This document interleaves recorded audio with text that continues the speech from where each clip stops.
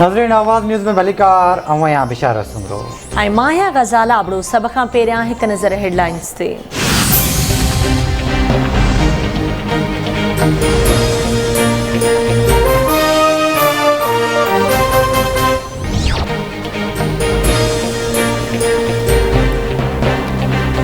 कराची में Pakistan naval academy में 117वीं passing out parade तकरीब। वज़ीर आज़म शहबाज शरीफ पारां naval academy passing out parade में ख़ास मेहमान तौर शिरकत। पाक बहरिया सरबराह मोहम्मद अयूब वज़ीर आज़म शहबाज शरीफ जो इस्तक़बाल कयो। वज़ीर आज़म शहबाज शरीफ पारां गार्ड ऑफ ऑनर जो मुआइनो कमीशन हासिल करण वारनि ऑफिसरनि में 24 पाकिस्तान ऐं 19 दोस्त मुल्कनि सां आहे। वज़ीर आज़म कारकर्दगी जो मुज़ाहिरो कंदड़नि में इनाम विरहाया। Cadet Sumaiya Sajjad commandant gold medal जो एज़ाज़ हासिल कयो। कमांडेंट नेवल अकेडमी मौजूद तकरीब में शिरकत करण ते वज़ीर आज़म जा थोराइता आहियूं। वज़ीर आज़म शहबाज शरीफ जो चवणु आहे त अॼु परेड में औरत कैडेट्स जी शमूलियत ॾिसी ख़ुशी थी आहे। तव्हां पाकिस्तान जी ॿियनि औरतुनि लाइ मशले राह आहियो। नेवल अकेडमी में पासिंग आउट परेड तकरीब खे ख़िताब कंदे वज़ीर आज़म चयो त कमीशन हासिल कंदड़ कैडेट्स ऐं मिडशिप में वालदेन खे मुबारकूं ॾियां थो।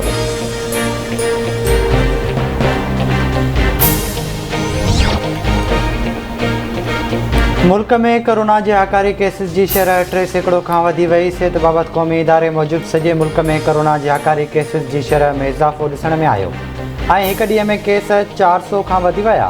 गुज़िरियल 24 कलाकनि दौरान 435 माण्हुनि में वायरस की तस्दीक थी ऐं शरह 3.19% रही। कोरोना विघे हिकु ॼणो फौत भी थियो। कोरोना में मुब्तला 87 मरीज़नि की हालत गणती जोगी आहे।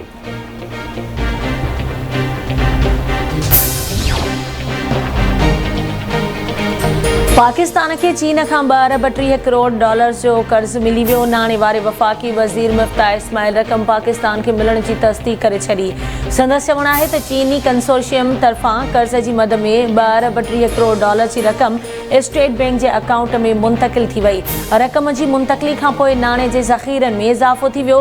उम्मीद आहे त नाणे जे ज़ख़ीरनि में बहितरीअ सां रुपए जो मुल्ह भी मुस्तहकम थींदो।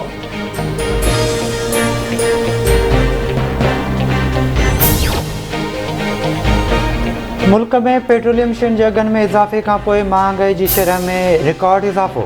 शुमारियात खाते जी हफ़्तेवार रिपोर्ट मूजिब महांगाई जी शरह में 1.1% वाधि थी आहे। हिकु हफ़्ते दौरान अटो, गिहु, बसर, पटाटा, दाल, चांहि, डबल रोटी, साबुण ऐं ॿियूं शयूं महांगी थी वियूं। टमाटनि, कुकड़, केलनि ऐं सरेह जे तेल जा अघ घटिजी विया।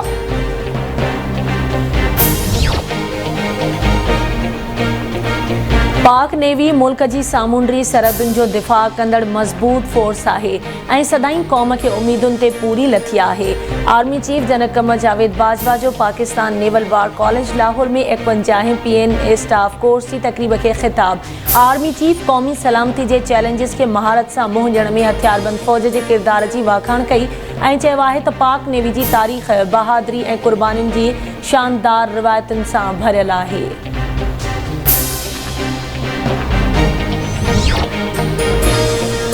डेरा इस्माइल खान के इलाके कराची में सिक्योरिटी फोर्सेस की कार्रवाई ब दहशतगर्द मारिजी विया। ISPR मूजिब मारिजी वियल दहशतगर्द सिक्योरिटी फोर्सेस के हमलन में मुलविस हुआ। हथियार ऐं बारूदी मवाद भी हथ कया विया।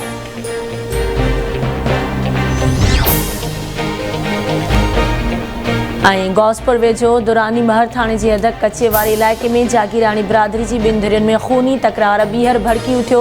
2 धुरियुनि हिक ॿिए मथां जदीद हथियारनि जा मुंहं खोले छॾिया। फायरिंग में चौपायो माल चारींदड़ नौजवान कबीर जागीरानी मारिजी वियो। फायरिंग सबबि इलाइक़ो जंग जो मैदान बणियल। धुरियूं मोर्चा बंदि।